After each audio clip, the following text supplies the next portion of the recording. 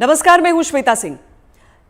कहते हैं कि कोई भी व्यक्ति किसी पर भी विश्वास कर सकता है, लेकिन जब पैसों की बात आती है तो आप हर किसी पर विश्वास नहीं करते।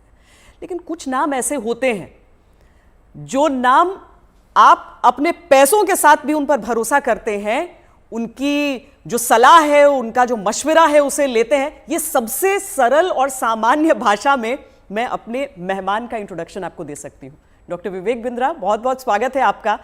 और ये बहुत बड़ा कॉम्प्लीमेंट होता है क्योंकि लोग जनरली अपने पेरेंट्स की, अपने भाइयों की, अपने बहनों की, इनकी बातों पर विश्वास करते हैं। जब अपने पैसे की बात आती है बहुत सोच समझ कर सोचते हैं कि पता नहीं कुछ गलत एडवाइस न दे दे। लेकिन आपके में क्या बात ऐसी है कि ये बड़ा बिजनेस जो है उसकी तरफ जो आम इंसान है वो इतना खिंचा चला आता है? धन्यवाद, थैंक यू। आम इंसान तभी खिंचा चला आएगा जब आप एक रियल वैल्यू क्रिएट कर सकते हैं, और वो रियल वैल्यू क्रिएट करने के लिए आम इंसान की जो सबसे खास समस्या है उसको सुलझाने के लिए क्या प्रयास किया जा रहा है। तो आज जो व्यापारी वर्ग हमारे देश में, देखिए, एंटरप्रेन्योरशिप बहुत पुराना है हमारे देश में, लेकिन स्केल नया है। बिजनेस खड़ा तो लोगों ने किया है, लेकिन बिजनेस बड़ा नहीं किया है। और बिजनेस बड़ा कैसे किया जाए, उसके लिए सोलोप्रेन्योर, एंटरप्रेन्योर के लिए हमने हिंदी भाषा में एक बड़ा बिजनेस, ये प्लेटफॉर्म ऐसा बिल्ड किया है जिससे वी आर हेल्पिंग, और आज बिलियनियर प्रोफेसर्स के साथ में हम उनकी मदद कर पा रहे हैं। लगभग 10 करोड़ लोग हमारे वीडियोस हर महीने देखते हैं, विच इज 100 मिलियन का हमारा मंथली एक्टिव यूजर है, और एक फार रीचिंग इम्पैक्ट है। आज 750 डिस्ट्रिक्ट के अंदर आज हमारे ऑफिसेज, माइक्रो फ्रेंचाइजी उनके साथ में नीचे जाके एक आम आदमी का हैंड होल्डिंग कर रहे हैं। अपना ये एक मुद्दा है कि रिक्शा वाले को भी हम एक बड़ा एंटरप्रेन्योर टेक्नोलॉजी के साथ एनेबल, साधारण भाषा में सिखा के उसे कैसे आगे बढ़ा दें। अच्छा, सुना है कि आपको कुछ गिनीज बुक रिकॉर्ड्स में भी नाम है, कई सारे रिकॉर्ड्स हैं इनफैक्ट। धन्यवाद, थैंक यू। हाँ, ठीक बात है। हालांकि ये वर्ल्ड रिकॉर्ड बनाना हमारा गोल नहीं है, वो एक आउटकम है। गोल हमारा था कि क्या हुआ पेंडेमिक में। अब मुझे वो 2020 का वो समय याद आता है जिस समय अप्रैल का टाइम था, बहुत ज्यादा सब जगह इतना ज्यादा उस समय माहौल पैनिक का था कि लोगों को समझ नहीं आ रहा था क्या किया जाए। तब हमने पहला एक वेबिनार किया। एक वेबिनार में अमूमन 100, 200, 500, 1000 लोग आते हैं। हमारे वेबिनार में 10 लाख, 15 लाख, 20 लाख लोग आए तो गिनीज वर्ल्ड रिकॉर्ड में आ गया। तो हमने स्ट्रैटेजी का, सेल्स का, ऑपरेशंस का, रिटेल का, स्टार्टअप का, हमने हर सब्जेक्ट पे, लीडरशिप पे, इन सब पे हमने वेबिनार्स किए, मार्केटिंग पे, और हर बार जो वेबिनार था वर्ल्ड रिकॉर्ड में आता चला गया। आज लगभग Guinness book of world record हमारे 9 हैं, और golden book of world record मिला के हमारे 10 वर्ल्ड रिकॉर्ड बन चुके हैं।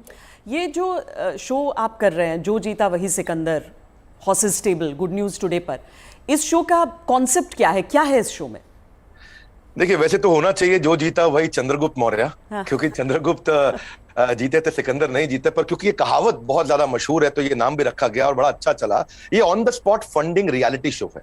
इसमें 8 इन्वेस्टर आते हैं, हर एक इन्वेस्टर अपने साथ 5 करोड़ रुपए रेडी रखता है। 24 स्टार्टअप सामने आते हैं। स्टार्टअप आता है, रियलिटी शो है, पैसा इन्वॉल्व है। इसमें Sunil Shetty production, India TV, अपना इंडिया टुडे ग्रुप जो है हमारा, और सारे, मेरा जो रोल है इसमें मेंटर, कोच, एडवाइजर और स्टार्टअप गुरु का है। तो हम लोग मैक्रो इंडस्ट्री का एनालिसिस भी देते हैं और साथ में माइक्रो बिजनेस का एनालिसिस देते हैं। स्टार्टअप आता है, इधर सबके सब इन्वेस्टर बैठे रहते हैं, आमने सामने चर्चा होती है, वहीं सब ओके हो जाता है, वहीं पैसा और उनके बदले में उनकी इक्विटी ली जाती है। तो बड़ा अच्छा शो है। पैसा लेने के लिए देखिए कई तरीके हैं। सेल्फ फंड आदमी कर सकता है, दोस्त से ले सकता है, परिवार से ले सकता है, लेकिन जो एंजल इन्वेस्टमेंट है, वो एंजल इन्वेस्टमेंट वो आपसे छोटी सी एक ओनरशिप, हिस्सेदारी कंपनी में ले लेता है। जो एंजल आता है एंजल की तरह काम करता है। बहुत सारे एंजल इन्वेस्टमेंट के लिए बड़े अच्छे सारे प्लेटफॉर्म्स हैं, startup grind, Indian angel network, venture catalyst, Chennai angel, lead angel, Sequoia, Nexus, Kalaari, Mumbai angel, बहुत हैं। लेकिन तब भी बावजूद उसके केवल 2% लोगों को पैसा मिल पा रहा है। 98% लोग फेल हो जाते थे। तो उसी के लिए हम लोगों ने मिलकर ये शुरू किया हॉर्सेस टेबल, जहां पे हम और लोगों को पैसा दे सके, उनकी मदद कर सके। अगर उनके आइडिया में दम है तो उनकी ग्रोथ में हिस्सेदारी देने के लिए हमारे इन्वेस्टर साथ में आते हैं, और मैं उसको वहां पे आके मॉडरेट करता हूं, मैं अपनी एडवाइस देता हूं, जिसके बेसिस पे आगे हम लोग उसको आगे बढ़ा पाते हैं। मतलब इसमें कोई भी आ सकता है, कोई भी जो जिसके पास कोई आइडिया हो कि किस तरीके से आगे कोई बिजनेस हो सकता है। ज़रूरी नहीं है कि कोई बड़े बड़े ग्रुप्स हों, बिजनेस हाउसेज हों। ये मकसद क्या है इसका, आइडिया कहाँ से आया? श्वेता जी, यही तो मेन मुद्दा है कि अगर आज मैं गुवाहाटी के आगे वहां से 200 किलोमीटर दूर जाके, जहां असली भारत बसता है, जो केवल दिल्ली मुंबई में नहीं है, उन लोगों को हम ला सके, उनको बढ़ा सके। देखिए, आइडिया यहां से आया कि एक एडम स्मिथ नाम के जेंटलमैन रहे, उन्होंने मैक्रो इकोनॉमिक्स पे किताब लिखी है।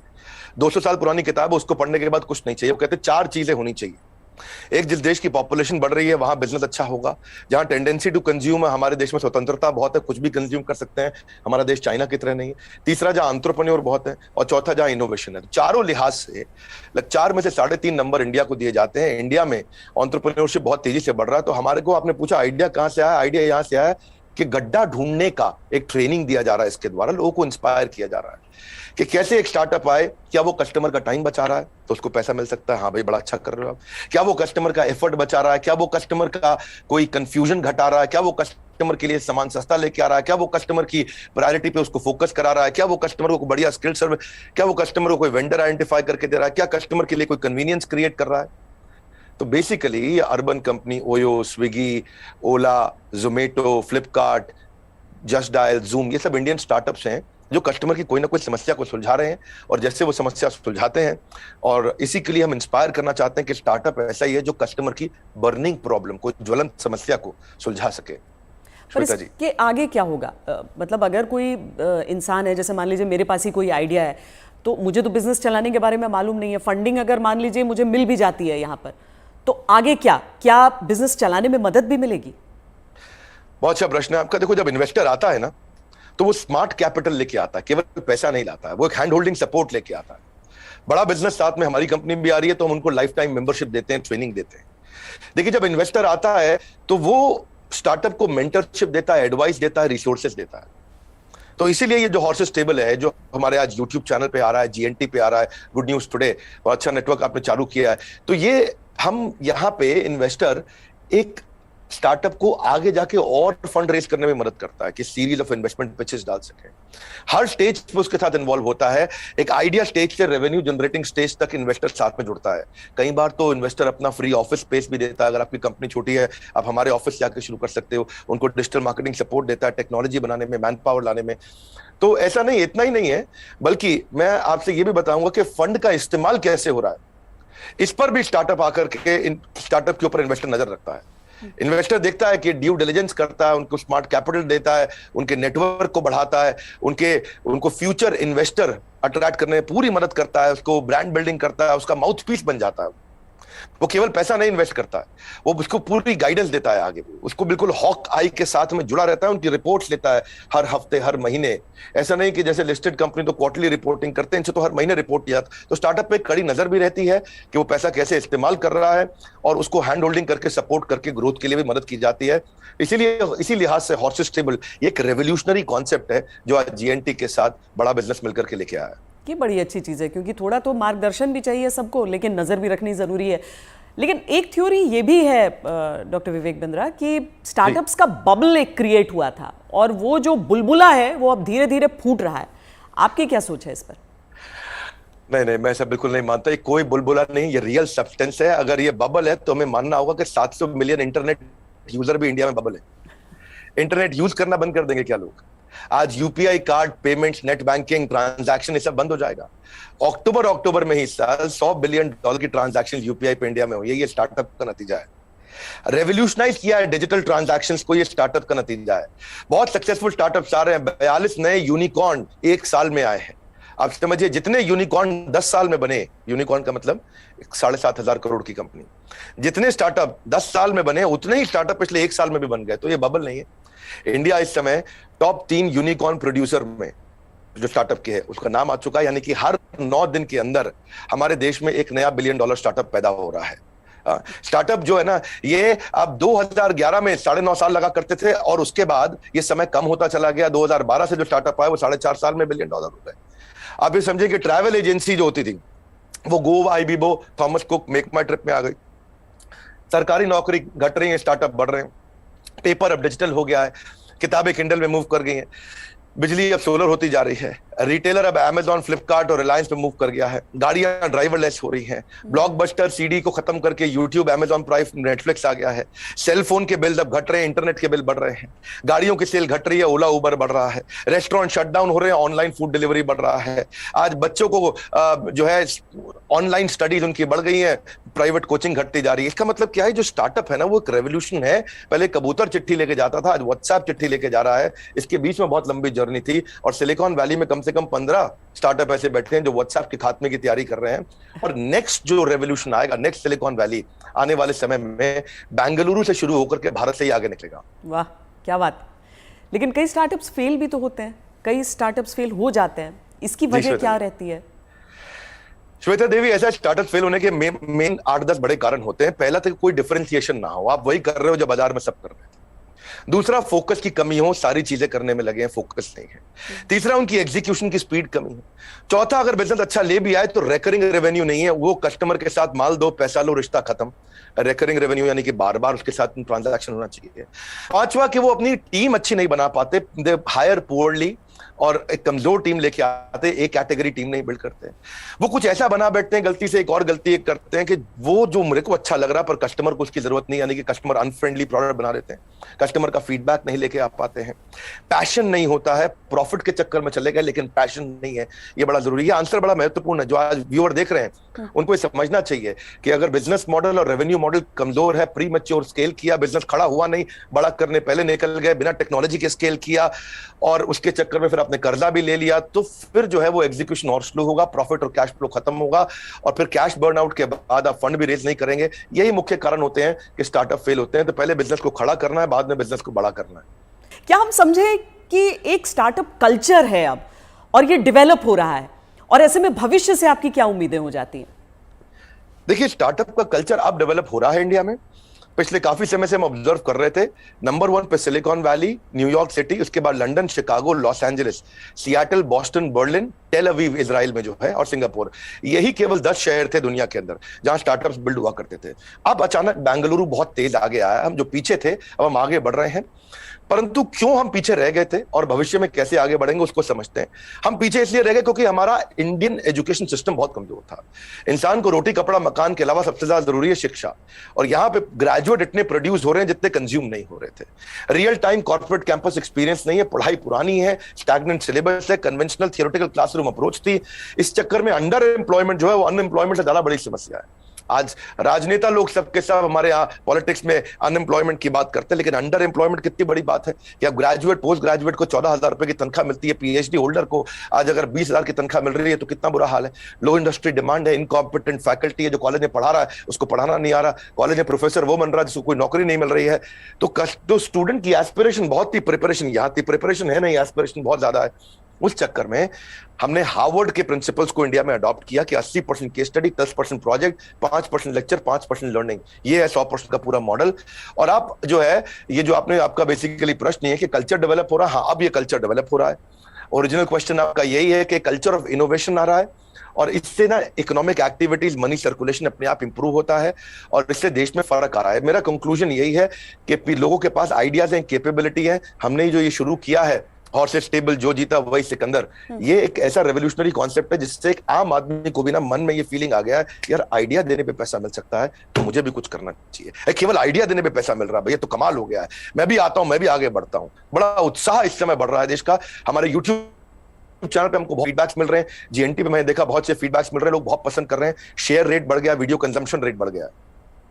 नहीं, आप बहुत सही बात कह रहे हैं, क्योंकि 12वीं कक्षा की इकोनॉमिक्स जब हम पढ़ते हैं तो उसमें अनएम्प्लॉयमेंट में तो कई चैप्टर्स हो जाते हैं, अंडर एम्प्लॉयमेंट सिर्फ एक सबहेड के तौर पर नजर आता है। लेकिन बहुत बड़ी समस्या है, देश में टैलेंट की कमी नहीं है, टैलेंट पूल है हमारे सामने। लेकिन कोई ऐसा रोड मैप आपको नजर आता है कि जो प्रतिभा है युवाओं की उसके हिसाब से उन्हें मौके मिल सके? रोड मैप एक ही है कि आज बच्चों को लैक ऑफ क्लैरिटी है, उनको प्रोफेशनल करियर सब्जेक्ट कोर्स इसके बारे में जानकारी नहीं है।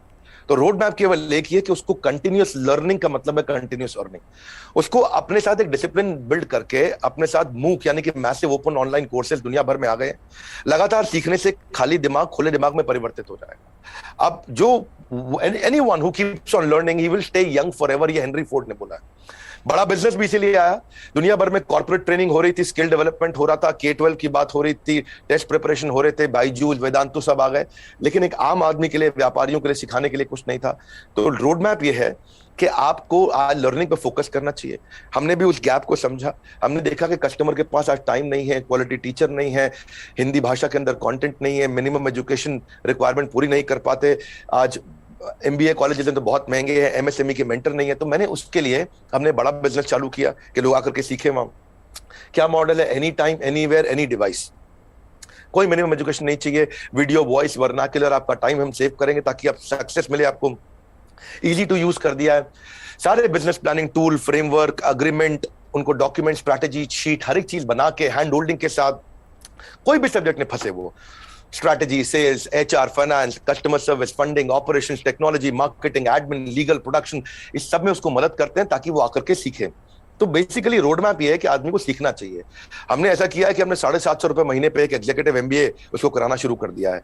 1500 रुपए महीने पे हमने एक अडल्ट को एमबीए कराना शुरू कर दिया है। सिखा कौन रहा है मेरे साथ? मेरे प्रोफेसर एक कैटेगरी है।